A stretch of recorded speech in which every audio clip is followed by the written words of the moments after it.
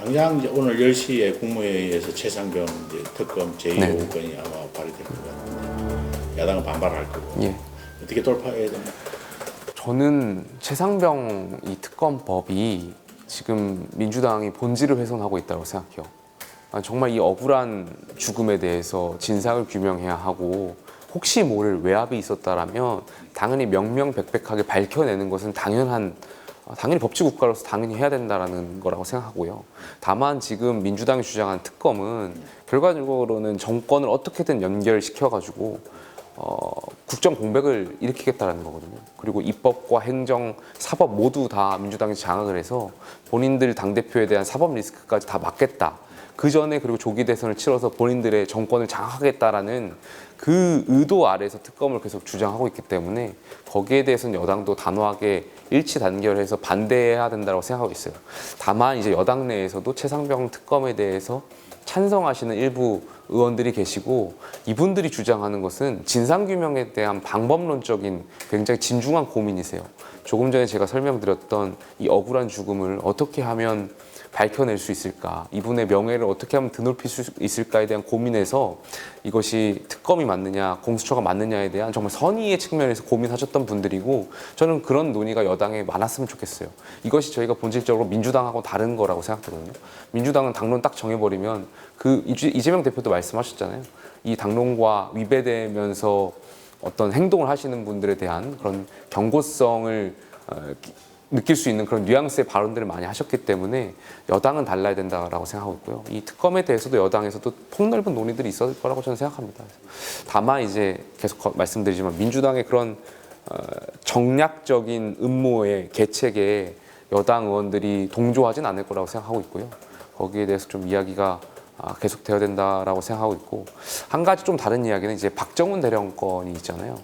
저는 박정훈 대령건에 대해서도 여당에서 많은 이야기들이 나와야 되지 않나 생각해요. 그러니까 저는 최근에 대통령 기자회견을 보니 대통령께서 이 진상규명을 하려고 한 그 생각이나 박정훈 대령이 양심적으로 이 진상 조사를 했던 그 생각이나 다르지 않았다라고 생각해요. 물론 이제 박정훈 대령이 조사를 하는 그 과정에서 그리고 이것을 경북청에 이첩하는 그 과정에서 여러 가지 조사의 범위가 넓어졌을 수는 있겠지만 그것이 과연 저희가 기소 대상인 항명죄에 해당하는지에 대해서는 다시 한번 저희 여당 차원에서 논의가 필요할 것 같고요. 여기에 대해서도 박정훈 대령의 그런 양심이 대통령의 생각과 다르지 않았다는 게 굉장히 중요했던 거 아닌가 생각합니다. 국민들이 볼 때는 이거 사안에 대한 어떤 깊이 있게 이제 설명을 들으면 이해될 수 있는 부분도 있지만은 야당에서는 이제 9건의 거부권, 횟수로는 5건이고 법률적으로는 9건이라고 이게 이제 마일리지가 이렇게 자꾸 쌓이다 보면은 그 부정적이고 또 독선적인 프레임에 갇힐 수 있지 않습니까? 근데 그러한 또 제2 요구권에 쓸 수밖에 없는 명분을 야당도 좀 주고 있다는 것은 국민들도 알고 계실 거예요. 예를 들면 저희가 법치주의라든지 저희가 어떤 국민들을 어렵게 만들 수 있는 그런 과거의 법안들을 민주당이 계속 힘으로 밀어붙이고 대화와 타협이라는 민주주의의 기본 정신을 위배한 채 힘으로 밀어붙였기 때문에 대통령으로서 또 여당으로서 거부권 행사, 제2요구권 행사를 건의할 수밖에 없는 상황들도 있었거든요. 거기에 대한 잘못이 있다면 과연 오롯이 대통령한테만 있을까? 그러니까 민주당한테도 분명히 그 원인에 대한 제공 측면이 있지 않았는가를 민주당 스스로도 아마 깨달으시지 않아야 될까 생각했습니다. 그래 민주당에서 그러면 역으로 민주당에서 저렇게 계속 거부권을 지금 반복적으로 사용을 하고 있는데 그건 왜 그렇다고 생각하십니까? 결과적으로는 저는 민주당이 그 21대에서도 이제 검찰 개혁이라고 하면서 검수완박을 이른바 밀어붙인 거 아니겠습니까? 그러니까 계속 공수처를 만들고 그랬던 게 민주당인데 계속해서 이 야당 다수당이 됐을 때 또 계속 힘으로 밀어붙이는 거잖아요. 말도 바뀌고 있고요. 지금 상황에서는 저는 당대표의 사법 리스크를 회피하기 위해서 이분들이 자꾸 정권의 국정 공백을 일으키고 입법과 행정을 장악하려고 하는 전 시도라고 생각해요. 그 요즘 이슈가 되고 있는 한동훈 전 위원장의 출마에 대해서는 조금 거부하는.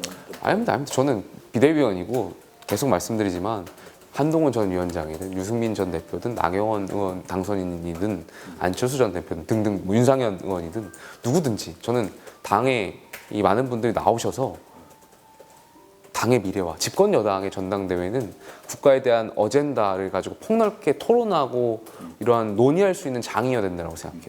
그래서 거론하신 많은 분들, 그 이외에 많은 분들도 다 오셔서 그런 건강한 토론을 좀 하셨으면 좋겠어요. 그게 국민들이 바라는 집권 여당의 모습이라고 생각해요. 개인적으로 보실 때 한동훈 전 위원장과 유승민 전 의원 출마하실 것 같아요. 글쎄요, 뭐 저는 지도부니까 전당대회가 흥행되어야 되고 말씀하셨던 그 두 분 포함해서 모든 분들, 그러니까 많은 분들이 다 나오셨으면 좋겠어요.